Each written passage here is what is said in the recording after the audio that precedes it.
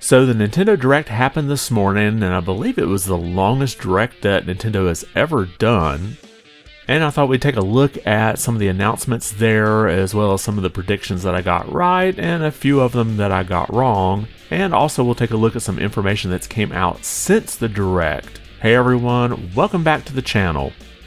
So the Direct was about an hour and 6 minutes, which I believe makes it even longer than the Switch 2 Direct. And part of the reason for that length is we had about 20 minutes celebrating Super Mario Bros. 40th anniversary. And Nintendo highlights some of the things that they've done with Mario recently, like there's an art exhibit over at the Nintendo Museum, as well as I think they're like sponsoring some kind of race. But the big announcement here is that we have the name of the next movie, and it's going to be the Super Mario Galaxy movie. And they inform us that all of the same voice actors that were in the first movie are back for the second one here, and I imagine there'll be some more characters and more voice actors announced in the future. But I think this was kind of a surprise to most people in the fact that we were kind of expecting the next movie to be called Super Mario World. However, there was a leak yesterday with this title being registered for a domain, and that kind of ruined the surprise there. But I'm definitely looking forward to seeing how this movie turns out. I really enjoyed the first one, and I imagine the second one's going to be even bigger. And to go along with the theme of the movie, we have a twin pack of Mario Galaxy 1 and 2 coming to the Switch, as well as a storybook that's taken directly out of the game. And I definitely was excited when I saw this announcement. However, we found out later that this twin pack will be $70. So that may be a bit steep for me to buy on day one. I'm probably not going to pick this up right away. I may grab it later, and if I really want to play Mario Galaxy 1 and 2, I still own the physical copies of those. Now to go along with this, we also have two amiibos that'll be coming out on April 2nd of next year. We have a Mario and a Rosalina. And I guess I should include Luminous here on both of these. And then next we have a new Mario Tennis game. We have Mario Tennis Fever. Now, I was never a big fan of the Mario Tennis games before, but this one looks a little interesting. The game has an adventure mode where it looks like you kind of use your racket to take out some different enemies or bosses or whatever they may be called. And then the hook here is the fever shot. So you hit your ball with a fever shot and you end up causing all kinds of chaos on the court, like maybe it ices over. Or in this one shot, they have these pinball-like bumpers that come up that'll impede you from moving around on the court. And then next up we have Super Mario Bros. Wonder Nintendo Switch 2 Edition, which most of us thinking we wouldn't see anything related to Super Mario Bros. Wonder because they already had a Switch 2 update. However, this adds the Meet Up in Bellabelle Park, and this is an exclusive multiplayer mode. And I don't know if I'd call some of these courses sort of like mini games, but you do things like trying to get to the goalpost end, but you have to work together in a co-op mode to get there. They also have some other themes like jump to the beat, and it looks like you collect the Bellabelle flowers at the end of different levels. There's something definitely interesting here. I'm not a real big couch co-op platformer person, so it's probably something I'm going to skip. Now, to commemorate this event, we've got the talking flower that you can actually purchase sometime in the spring. So if you always wanted to have one of those talking flowers annoy you around the house, this might be something you want to pick up. And then next, we finally get a new Yoshi game. We have Yoshi in the Mysterious Book. Now, this seems to be kind of in the line of the previous Yoshi games. It's sort of a platformer, and they do talk about being able to like push the dandelions around and being able to break blocks. So it looks like it'll have some interesting mechanics here. This looks like something I'm kind of interested in, probably when it comes out this spring in 2026. And I guess you would say that's sort of the end of the Mario section, ending here with Yoshi, but we moved on to some other games. I'm going to skip some of these smaller ones that I'm not really interested in, so if you do want to check those out, make sure to go back and watch the Direct. But in some of those smaller announcements, we do have Mortal Kombat Legacy Collection, and this will be available digitally on October 30th, but the physical version won't be available until December 12th, and it'll be both on Switch and Switch 2. And I'm definitely interested in this because they've got a lot of those interview type stuff in there, and this is being done by Digital Eclipse, and they've done a great job on some of these collections in the past, so this is definitely something I'm looking to pick up. I was more of a Street Fighter fan growing up, but I did like Mortal Kombat, so I'm definitely interested in some of the backstories in those interviews. And then next we have Final Fantasy VII Remake Intergrade coming to Switch 2, and we finally get a release date for that. So that'll be coming out on January 22nd, both physically and digitally, and pre-orders are already up now at the eShop. However, what we're seeing coming out since then, it does look like the physical version's most likely a key card. But to add to this, after the Direct, we have this post over here on X from Final Fantasy VII official account. It says, Final Fantasy VII Remake Intergrade arrives on Nintendo Switch 2, Xbox Series X and S, and Xbox on PC on January 22nd, 2026, which this we already know. Now here's the new part.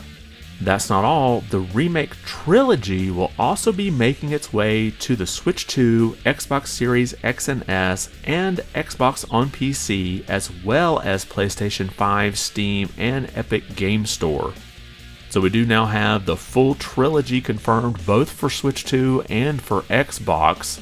Now we don't have a release date for that just yet. I don't know if it's still going to be a timed exclusive for the PlayStation 5. I guess we'll find out more about that in the future.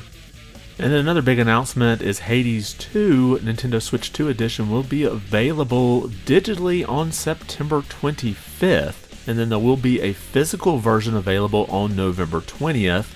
And one of the interesting notes here is that TV mode will have a 1080p 120 frame per second mode. Now in handheld that'll just be 60 frames per second, but it's good to see these kind of options in games. I'm getting more and more where I like the higher frame rate than I like the higher fidelity. Next we get some more amiibos to go along with Kirby Air Riders. We have Kirby and Wasp Star, and then Bandana Waddle Dee and Wing Star. And one of the cool things here is that you can move the characters between the different vehicles. And these will be coming November 20th. Now I didn't see any mention about a twin pack for these, so I imagine they're going to be at least $20 each. If perhaps not more, with the fact that this is such a huge package here with both the vehicle and the character. And then they do tease that more Kirby Air Rider amiibo updates will be coming in the future, so I wouldn't doubt if we won't see some more of those characters in amiibo form. And then to close out this section, we will have another Kirby Air Riders Direct. Now we don't have a date for this Direct, but I imagine it'll probably be fairly close to that release date of November 20th. And then next we get a look at something I wasn't expecting, and that's Hyrule Warriors Age of Imprisonment. And that's mostly because, if you watched my prediction video, I didn't think this game was going to come out until early 2026. But we do get a release date of November 6th. Now they kind of put this, I guess, at the start of November where we have Kirby Air Riders towards the end. So I did kind of mention that sometimes Nintendo has done that. Or maybe perhaps here they're thinking, well, we're not actually creating this game, it's Koei Tecmo, so we don't really care if it releases in the same month as one of our games. But I was a huge fan of Age of Calamity. I pretty much 100%ed that and the DLC on it. Spent, I think, 120 hours on it, so I'm definitely looking forward to picking this up as soon as I can. Now in some of the game mechanics, you can swap between different characters, or you can use some of the Zonai devices to your benefit. You also have the ability to pair up with nearby allies and do what's called a sync strike. So this is, I guess, the power of both characters combined to do a huge attack.